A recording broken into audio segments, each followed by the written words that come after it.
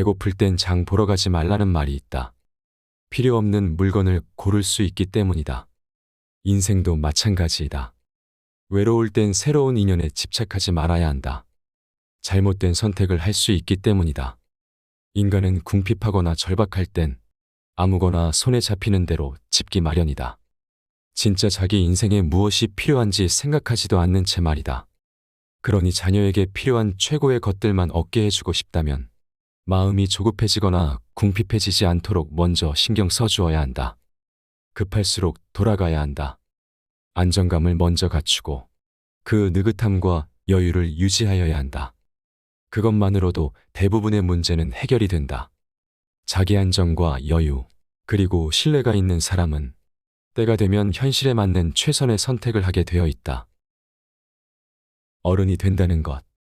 우리가 후손에게 물려주어야 할 것은 지식과 정보가 아닌 생각하는 방법이다. 세상은 나이가 많을수록 존중받고 대접받던 시대는 지났다고 말한다. 세상이 워낙 빠르게 바뀌니 지난 시대가 가지고 있던 단편적인 지식과 정보가 가치를 인정받기 어렵기 때문이다. 하지만 이것은 진실이 아니다. 우리가 알던 어른의 가치는 예나 지금이나 바뀐 적이 없다. 다만 그 표현의 방식과 사회적 분위기만 바뀌었을 뿐이다. 생각하는 방법. 그것을 잃지 않아야 어른으로서의 가치가 생긴다. 그것이 연륜이다.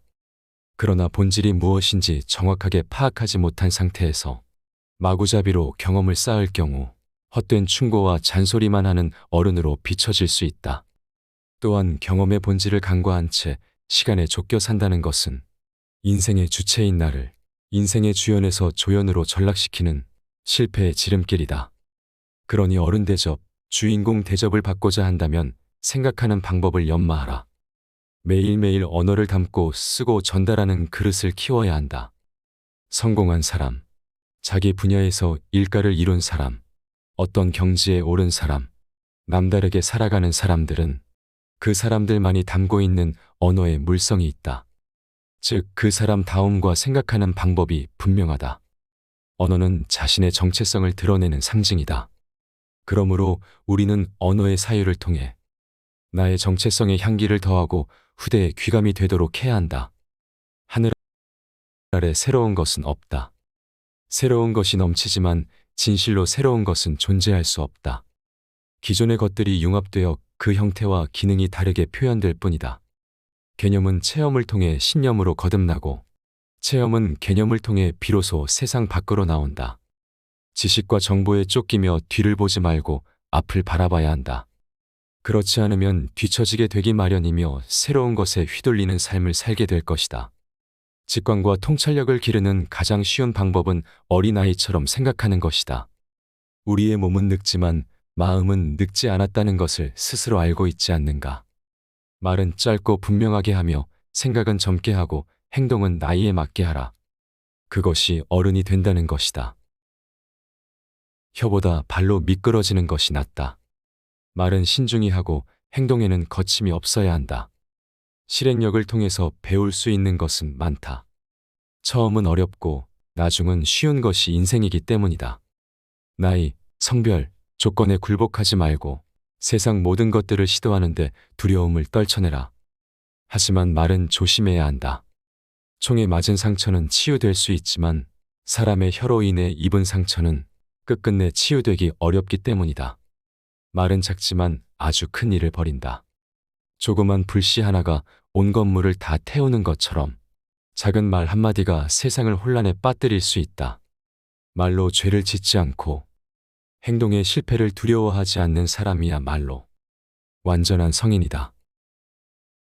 당신이 어떻게 보이든지 상관 말고 진짜가 되라. 가장 헛된 삶 중에 하나가 타인의 이목에 신경 쓰는 삶이다. 인류가 문명을 건설한 이래로 타인의 시선은 점점 중요하지 않게 되었다. 원시시대 소규모 무리를 구성하고 살던 시기에는 공동체에 소속되어 있는 것 자체가 생존을 하기 위한 필수 조건이었다. 하루 이틀 몸이 아파 사냥을 하지 못해도 무리를 짓고 있다면 누군가가 사냥해온 고기를 나누어 주었고 나이 들고 병들어도 야생동물로부터 나를 지켜주었다. 만약 무리에서 배제된다면 생존의 극도로 위협을 받았기 때문에 우리의 유전자에는 타인의 이목을 신경 쓰도록 설계되어 있다. 하지만 우리 선조가 만든 문명사회는 이런 유전적 형질을 극복할 수 있게 만들었음을 깨달아야 한다. 다른 사람이 곁에 없더라도 그 사회의 재화를 공급받을 수 있는 조건인 자본만 가지고 있다면 그 누군가에게라도 내가 원하는 식량, 의료, 여가, 유흥, 교육 등 원하는 그 무엇이든 교환할 수 있다. 내가 어떻게 보여지는 것이 중요한 것이 아니라 진정한 나의 가치가 중요한 세상에서 살고 있는 것이다. 원시 본능에 굴복하여 세상이 바라보고 평가하는 나의 포장지에 신경 쓰지 말고 나의 내용물의 실제 가치를 갖추는데 부지런하라. 고통 없이 얻는 것도 없다. 어제와 똑같은 삶을 살면서 나의 미래가 더 나아지길 바라는 사람은 정신병이 있는 사람이다. 타고난 재능으로 하는 일마다 잘 되는 것처럼 보이는 사람이 있다. 하지만 세상에 그런 것은 없다. 백조가 수면 위를 유유히 떠다니지만 물속에서 끝없이 발을 휘젓는 것처럼 다만 그렇게 보이는 것이다. 세상 모든 일들은 처음 시작할 때 어려움을 겪기 마련이다. 익숙하지 않는 것을 하는 불편함이 존재하며 기대만큼 결과가 나오지 않는 불만족이 생긴다. 이것은 거스를 수 없는 자연의 법칙이다. 어린아이가 태어나자마자 달리는 경우는 없듯이 뛰거나 걷기 전에 뒤집는 과정과 기어가는 과정, 그리고 아장아장 걸음마를 하기까지 수많은 시도와 시행착오가 존재한다. 걷고 난 후에야 뛸 수 있고 뛸 수 있는 상황에서 다른 운동도 배우는 것이다. 세상 일이 쉽지 않다고 불평하거나 시작하기에 너무 늦었다 좌절하지 마라. 어제 내가 못했을 뿐이지 오늘의 내가 시작한다면 내일의 나는 웃을 수 있다. 그 시작에는 때가 없다. 삶이 비극인 것은 우리가 너무 일찍 늙고 너무 늦게 철이 든다는 점이다. 하지만 늦은 때란 없다. 진정 무엇을 하기에 늦은 때란 죽음을 앞둔 순간뿐이다. 세상은 선택의 결과이다. 세상에서 우리가 가진 유일한 힘은 반응을 선택할 수 있다는 점이다. 주변에 일어날 일을 선택할 수는 없다.